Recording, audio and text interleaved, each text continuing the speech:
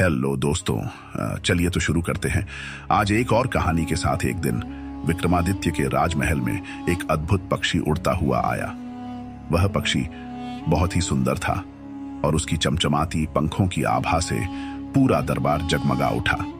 पक्षी ने मनुष्य की तरह बोलते हुए कहा, हे महान राजा विक्रमादित्य, मुझे तुमसे मिलने का सौभाग्य प्राप्त हुआ है, लेकिन मैं यहाँ केवल तुम्हारी प्रशंसा के लिए नहीं बल्कि तुम्हारी परीक्षा लेने आया हूं। यदि तुम मेरी 3 कठिन पहेलियां सुलझा सके तो मैं तुम्हें अमूल्य वरदान दूंगा। यदि असफल हुए तो तुम्हें मुझे अपने राज्य का आधा हिस्सा देना होगा। राजा विक्रमादित्य ने पक्षी की चुनौती स्वीकार कर ली। पहली परीक्षा पक्षी ने पहली पहेली पूछी, ऐसी कौन सी चीज है जो बिना पैर के चलती है और बिना पंख के उड़ती है?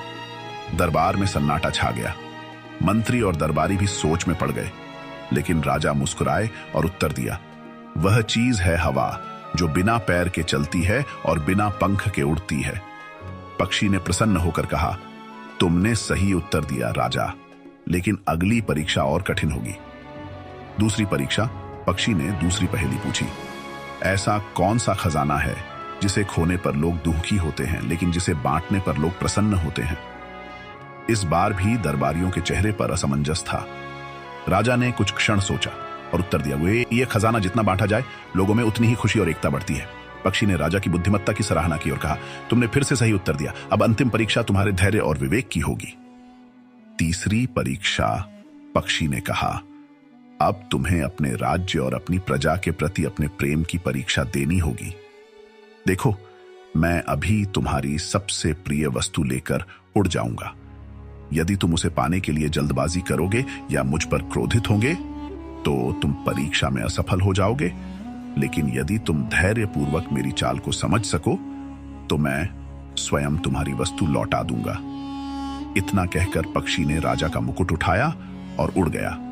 दरबार में हलचल मच गई। सभी दरबारी चिंतित थे कि राजा का मुकुट वापस कैसे लाया जाएगा, लेकिन राजा शांत और स्थिर बने रहे। उन्होंने पक्षी के पीछे जाने का आदेश नहीं दिया।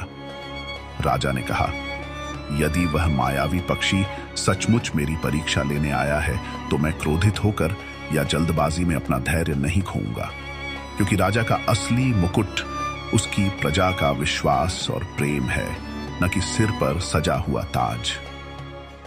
पक्षी कुछ देर बाद वापस आया और राजा के सामने मुकुट रख दिया। उसने कहा, हे महान राजा, तुमने अपनी बुद्धिमत्ता, धैर्य और विवेक से यह परीक्षा उत्तीर्ण की है। मैं तुमसे बहुत प्रसन्न हूं। पक्षी ने राजा को आशीर्वाद दिया, तुम्हारा राज्य हमेशा समृद्ध रहेगा। तुम्हारी प्रजा सदा तुम्हारे प्रति निष्ठावान रहेगी और तुम्हारी ख्याति युगों युगों तक अमर रहेगी। इतना कहकर वह पक्षी आकाश में उड़ गया और अंतर्धान हो गया। यदि आपको कहानी पसंद आई हो तो चैनल को सब्सक्राइब करें दोस्तों। Thanks for watching.